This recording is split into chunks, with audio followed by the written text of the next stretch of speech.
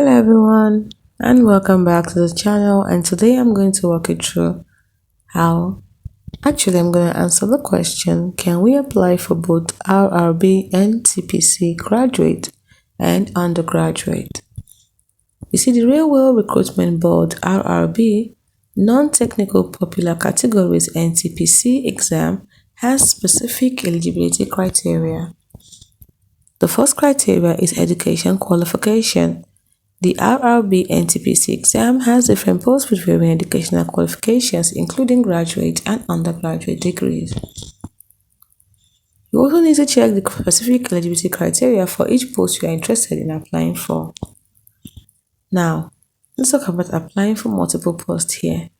Yes, it is allowed. You can apply for multiple posts in the Rrb Ntpc exam, but you will need to meet the eligibility criteria or requirement for each post.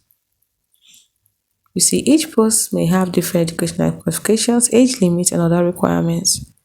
The best course of action is to check the official notification for the Rrb Ntpc exam to understand its criteria and process. Also, make sure you've met the criteria for each post before you apply for them. Apply the posts that match your qualifications and experience.